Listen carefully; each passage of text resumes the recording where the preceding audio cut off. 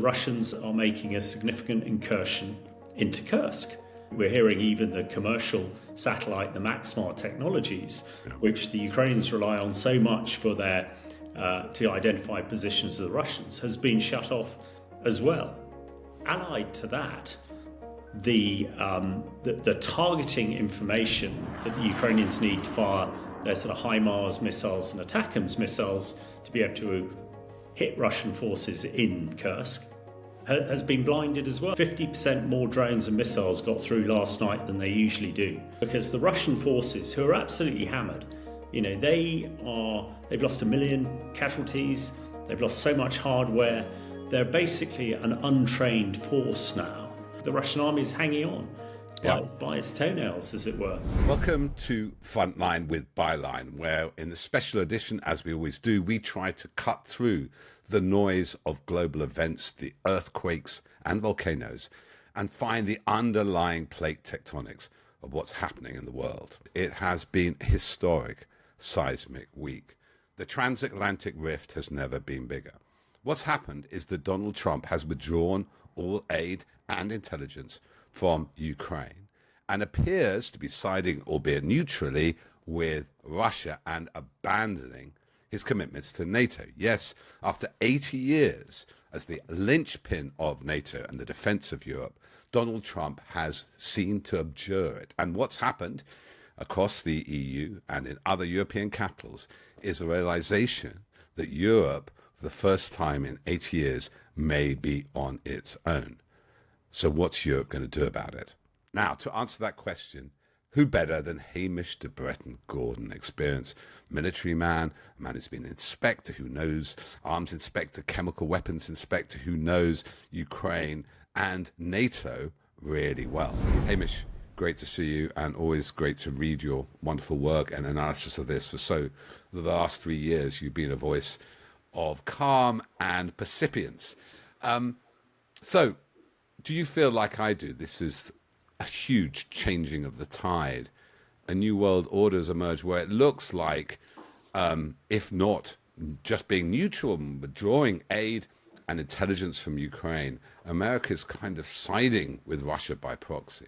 Meanwhile, Europe has been effectively abandoned, where it changes its mind. The linchpin of NATO, which is American provision of nuclear umbrella security and intelligence guarantees, has gone. Where do we find ourselves in this new world of Trump 2? Well, thanks very much for having me, Peter and team. It's great to be on. But it is extraordinary times.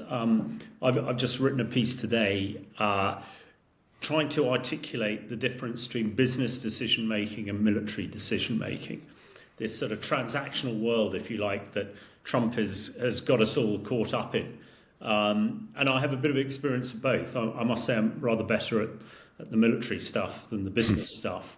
But just to unpack it a little bit, in military decision making, surety, confidence, intelligence, knowledge is absolutely key. Whereas almost the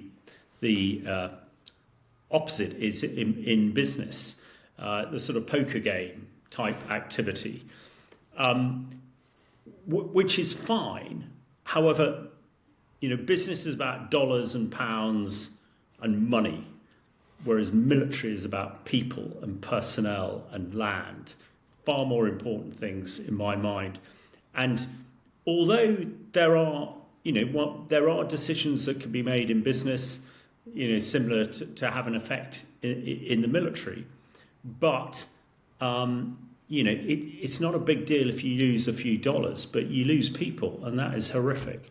And I think perhaps that is something that the new administration in Washington have perhaps not quite got to grips with at the moment.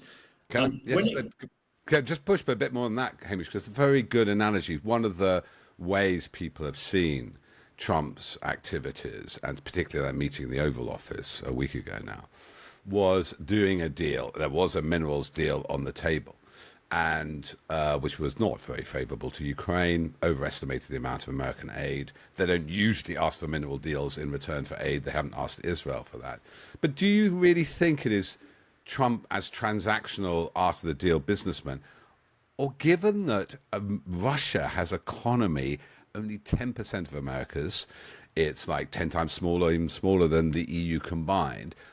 Do you think it's just a transactional, I'm going to create peace by doing a deal and bullying the Ukrainian president? Or do you not feel other forces at work? That there is a strange alliance, whether it's compromat or some kind of ideological fear and alignment with Putin? Because even on transactional business terms, I'm not sure the amount of capital that Trump is squandering to sort out Ukraine makes sense. Yeah, no, I think you've got a point there, Peter. It does seem rather strange that the way that they're going about this. In fact, in the piece I wrote today, I'm sort of saying if I was President Putin, but I got into Trump's shoes for a day, would I do anything differently? And I'm not entirely sure I would. Virtually every decision that has been made, and let's look at two decisions that have been made recently. The withholding of intelligence by the Americans is hugely significant because the only people it benefits is the Russians, because the Russian forces, who are absolutely hammered, they've lost 1 million casualties, they've lost so much hardware, they're basically an untrained force now. But they're now blinded to the Ukrainians. And this has been personified in the last 24 hours in two events. The most successful drone and missile strike on Ukraine infrastructure, power infrastructure, in the last 3 years. 50% more drones and missiles got through last night than they usually do. Now, that is because of the surveillance tracking, the intelligence and everything else the Americans have turned off, undoubtedly. The other key thing that is happening at this very moment is the Russians are making a significant incursion into Kursk. And again, that is because of the blinding, we're hearing even the commercial satellite, the Maxmar technologies, which the Ukrainians rely on so much for their to identify positions of the Russians, has been shut off as well. Allied to that, the targeting information that the Ukrainians need to fire their sort of HIMARS missiles and ATACMS missiles to be able to hit Russian forces in Kursk has been blinded as well. So when you put that together, and the other final bit to this, we understand a lot of missiles have been launched from the Black Sea Fleet, who have been anonymous for the last 18 months. But now that now that they are shaded by the intelligence umbrella being lifted, that it gives them, in military terms, what we call freedom of maneuver. And that's what you really want. You want to be able to move around the battlefield and do the things you want to do, which the Russians have had a real problem with all that American intelligence. So with that being shut off, with the withholding of weapons, not only does it have a physical impact, but psychologically, in warfare, psychology is 10 to 1 the mental. And it's such a, and I don't want to overuse sort of military philosophy, but Clausewitz, one of the best, talks about clout don't dribble, and who I believe is our greatest British general, Field Marshal Lord Slim, his key line was, hit the other fella as hard as you can when he ain't looking, where it hurts him most. But you can only do that if you've got the weapons and you've got the intelligence. So at the moment, Ukraine doesn't have one hand tied behind his back, almost has two. So a very long try and articulate or an answer to your question, Peter. How are things changing? Well, in an unbelievably, it's very difficult for a military person to understand. Is it about all these rare earth materials? If Trump can show that he's done a great deal, is he prepared to let the Ukrainian people off the hook? Who are the people who've been wronged in this? It's not the Russians. So it's a check. The final piece to my bit here, Peter, is when we look at the ceasefire force, and both Putin and Lavrov in the last 24 hours says it can't be NATO. Well, if it can't be NATO, there ain't anybody else. It's going to be the Chinese. So I would agree. Things are really mixed up, but Europe taking more responsibility for its defence, I sort of get that. I So before we get understand. to Europe, just to because this is so interesting what you're saying, the picture you're putting together, Hamish, is that this is a concerted, collusive move. I don't see how this deal, which was kind of clearly set up the bullying of Zelensky. And my theory on that is, by the way, that had it just been Trump, he might have been charmed by Zelensky. So they had to insert Vance in there to sort of keep things tough. Now that bullying has been extended to the whole country. These drone and missile attacks that got through, what do they target? Civilian infrastructure. The Ukrainian people are being made to suffer. And it seems to me difficult to imagine that Putin, who was in regular conversation with Trump and Musk apparently, didn't have sight of this coming and they could prepare. Because it seems like they had the Black Sea. As soon as that intelligence is turned off, the Black Sea fleet is ready to go with a missile attack.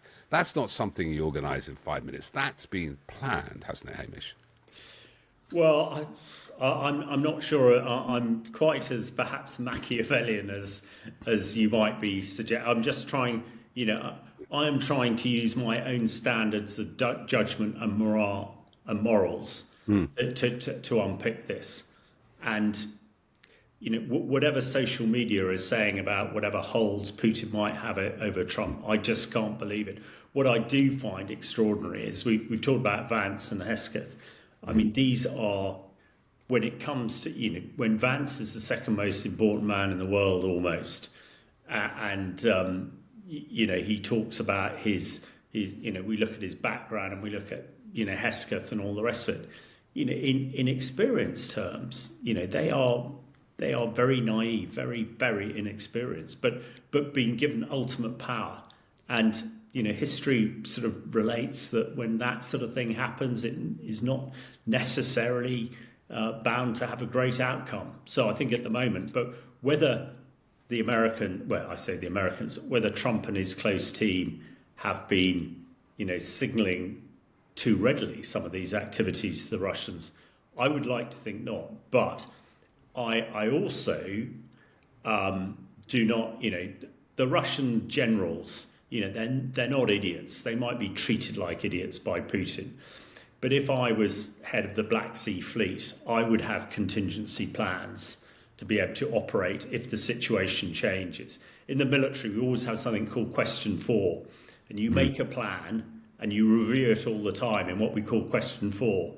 And if the situation changes, you need to fundamentally change your plan. So with the Black Sea Fleet being dominated by this intelligence umbrella for the last 18 months, one of my contingency would be, what do I do if that intelligence then switches off? So that's perhaps the way I'd look at it. No, okay. So whether the signalling is deliberate or just adventitious, it's happening. So they turn up. That's the time to strike. There certainly doesn't seem to be any backtracking from the US, and obviously we know, just to support the idea that they're trying to undermine Zelensky, they're meeting opposition leaders. There's a clear attempt to get rid of the current president. And do a deal. He's seen the obstruction of the deal. That you and I know, and Kaylin, our producer out there, knows, he's following the will of the Ukrainian people who do not want to give up land and succumb. So just before we get to the European matter and what could replace America, your understanding of the effect of men and materiel, that obviously a nasty drone strike and missile strike affects infrastructure. But, in 3 years, they haven't managed to turn off all the lights in Ukraine, in the unoccupied parts, which was part of their ambition. Obviously, unnecessary civilian casualties. But the reality on the battlefield is surely slightly different. Apart from Kursk, the Russians seem to be somewhat on retreat in Donbass and other areas. That, obviously, after 6 months or so, the lack of supplies, the lack of intelligence will have a bad effect. But is there such momentum or lack of momentum with the Russians that though it will be psychologically disturbing to have these attacks and will put the Ukrainians on the guard, how much does it actually yet affect matters on the ground? Well, I think there are a number of things here, Peter. I mean, first of all, I think a lot of the reasons that the Russians haven't had the impact that they've had, if they'd attacked like last night for the last 3 years, they would have had more impact. It's because of that intelligence umbrella. It's that ability. I mean, I've called for actually NATO jets to be involved in the air defence, as Britain and French ones were involved to shoot down Iranian drones fired at Israel. So, which would have been far more effective. But when it comes to the Russian army, and as you say, not much has happened. The Russian army, to me now, is not entirely a spent force. It is a force of untrained manpower. And on the battlefield, I talked about freedom of manoeuvre before, and I talked about the manoeuvrist approach and great philosophers. But in order to be a manoeuvrist on the battlefield, it requires a hell of a lot of training. When I was commanding the 1st Royal Tank Regiment, it took us almost 2 years to be an effective armoured unit supported by artillery and air power to have an effect. Now, the majority of Russian soldiers are getting a couple of days, a couple of weeks training. They can virtually fire their rifle. They probably can't clean it very well and can't do much else and get out of a trench and march towards the enemy. Now, when you have that capability, you can do very little except hold on. And they've held on because of their meat grinder tactics, just literally, throwing people, again, transactional, just throwing manpower into the front line and holding it. So one of the things I find pretty disappointing at the moment, and I'm not surprised, but I'm disappointed that, the great American leadership have not gone on to this. And actually, I think the Russian army is hanging on by its toenails, as it were. And they're using mules for they have transportation problems. Obviously, with drones, it's very difficult to use transport. The railways are suffering, and some videos show they're actually in the winter snows using mules. So they have a lack of mobility on the transport and support logistics. So absolutely. So the point. So actually, if the Americans went all in and Europe went all in to support them, in other words, clout don't dribble, that they could probably have a profound effect. The one bit of manoeuvre warfare we saw in the summer was when the Ukrainian elite brigades attacked into Kursk and made a significant difference. Had they been able to back that up, then we'd be in a slightly different position. So, again, if one's looking for conspiracy theories at a time when the Russian army is really struggling, they've then been chucked a lifeline. On this analogy occurred to me, and you're much better expert on military and history than I am, that it seemed a profound moment in 1917 when the Russian government collapsed. We had the Lemonade Revolution and the Bolshevik Revolution, and they withdrew from World War I, fighting Germany along with France and the UK. And that moment, it would have seemed like that was a bonus for Germany because it could withdraw troops from the Eastern Front and take them to the Western Front where they were fighting France and Germany. But it didn't happen that way, did it? Obviously, you had America and Canada coming in strong. But that last-minute reprieve, in a way, for the Kaiser and the German army in 1917 didn't stop the eventual collapse of the German lines. No, I mean, that is true. And I think it's, history does repeat itself.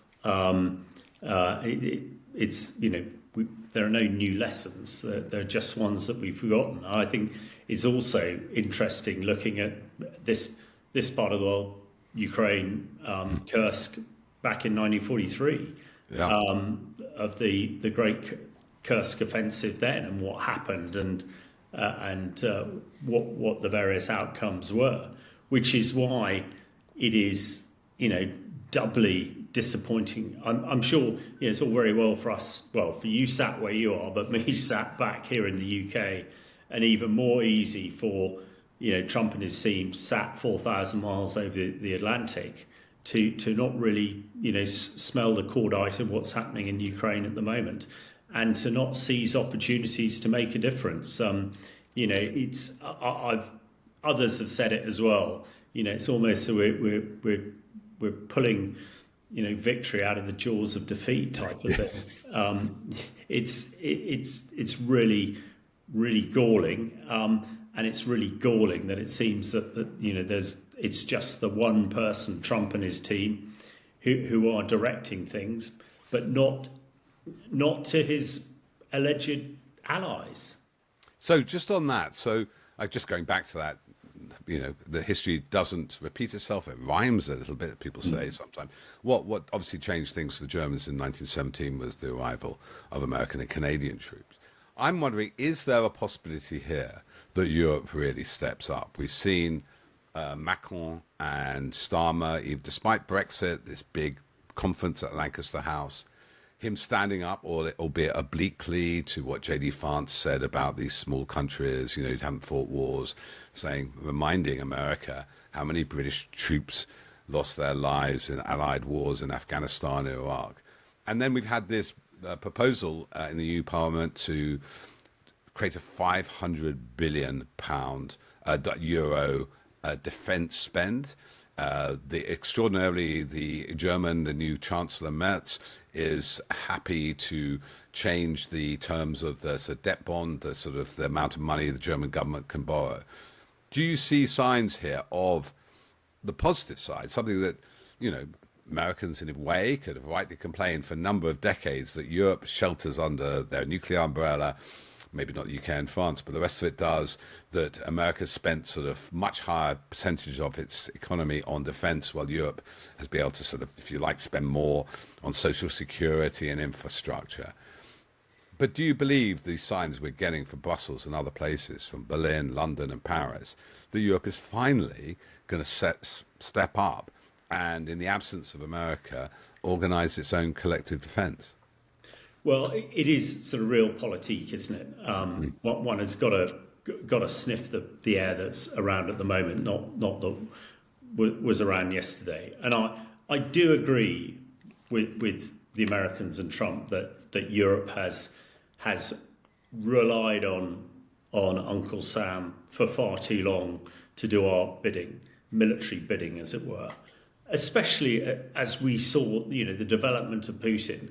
Admittedly, for a long time after the Cold War, we thought he was, to use the yes, Prime Minister vernacular, one of us. And he clearly wasn't and isn't. And we didn't react. We were far more concerned, as you say, social security, health service, all that sort of stuff, which is what we should be doing, but not if we're then going to have to mortgage ourselves to try and knock down a tyrant. So I think it's right. I think also the political flavour in Europe has changed in the last 12 to 24 months, from being predominantly left-wing, anti anything to do with the military, etc., to a shift to the right. And I think, looking at realpolitik, I think the Swedes and the Finns have really taught us something too. Now, particularly the Finns, who have quietly gone about their business and have not really ruffled any feathers, have got involved. I've been to Finland a couple of times, and it's a lovely place.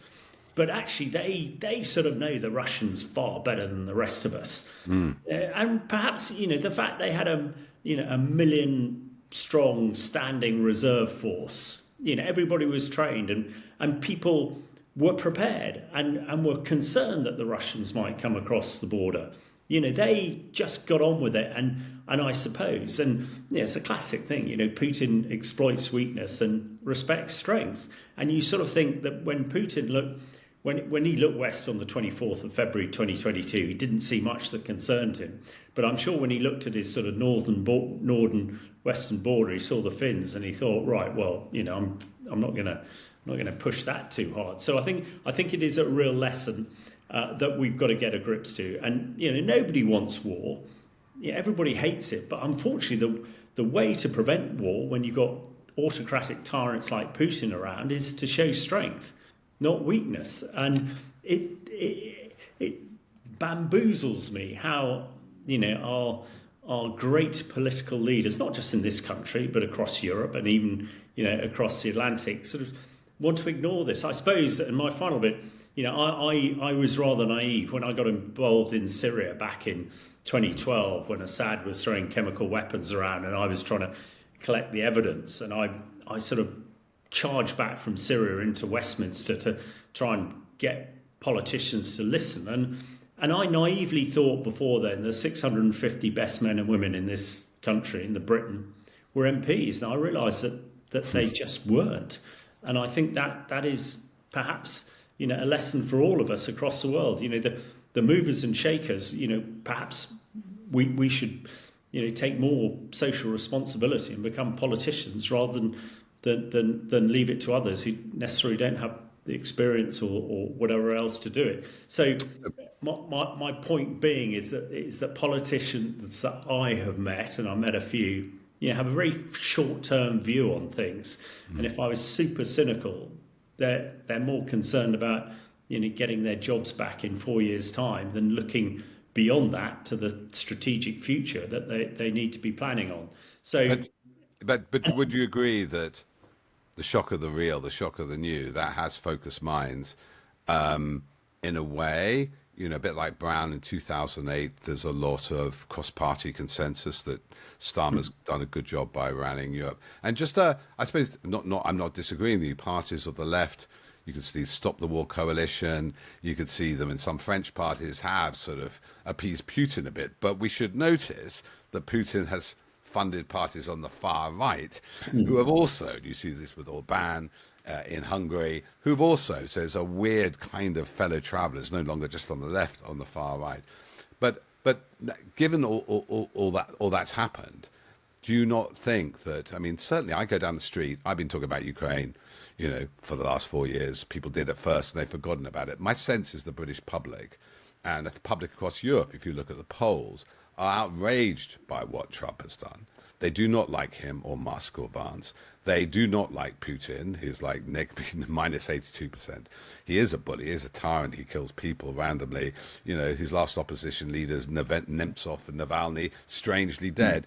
That because they have to follow public opinion to a certain extent, they're politicians, that in a way the giant has awakened, that there is a sense that people will make a sacrifice to defend Europe. And is that not... My question is, how quickly could Europe step in? You mentioned maybe joint fighter patrols to defend against missiles, by British and French air forces. They are supplying the bulk, more than America, of aid, not all of it so much military. Can Europe step up, and how long do you think Ukraine has to kind of get these reinforcements from Europe?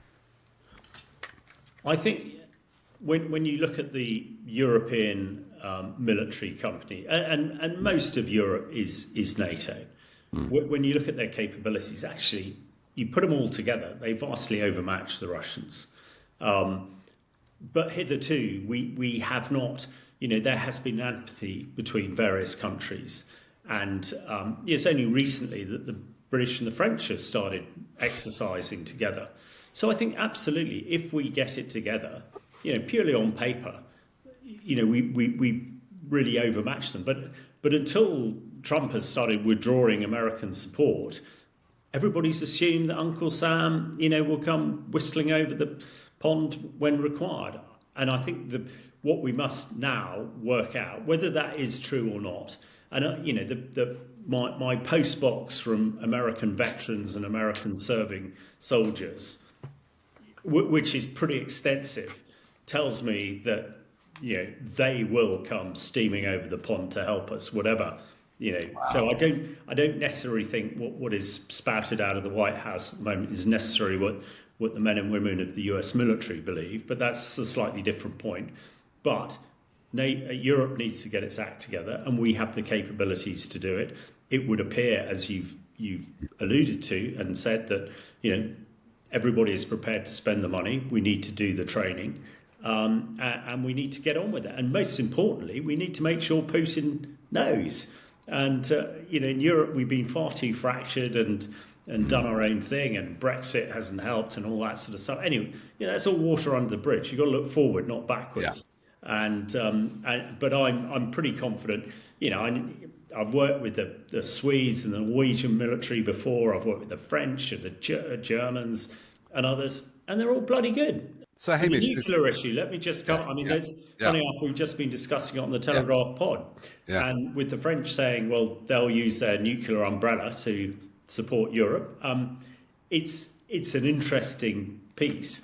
I think that the thing about French nuclear weapons is they have tactical ones, battlefield ones, which we don't. But sort of, it's not a state secret. But it's also a fact that the Americans are about to station their tactical nukes in Britain again, and I think that gives us a bit of leverage. And even the British nuclear deterrent with the French, although it's far smaller than the Russians, even Putin knows that if we press the button, that would be the end of Russia. I mean, it'd be the end of us as well. But that's what nuclear deterrence is all about. So I think it's not to be underestimated. So, with Uncle Sam gone, the might of the European conventional military, we still have a nuclear umbrella, which, in my opinion, is enough to keep Putin's hands off his own red button. Well, Hamish, that is a strangely optimistic note to end on, in that it isn't all over. And if Ukraine holds on and Europe gets its act together, its act of political will, training, of course, and cooperation, but you're not completely despairing about the future. Well, no, I think you've got to be an eternal optimist, and it's all about psychology to me, and it's things that haven't been done. I think in military decision making, you've got to be confident. You've got to believe that you're going to win, particularly in a leadership role, because with the will and everything else, you can, and it's shown us throughout history. A small, determined, well-led, motivated, morally on the right side force will always defeat a much larger rabble. And that's what I think we're facing in Europe at the moment. Hamish, your wisdom, your encouragement, your optimism, it all helps all our morale. Thank you for joining us at Byline Frontline. Thank you for having me.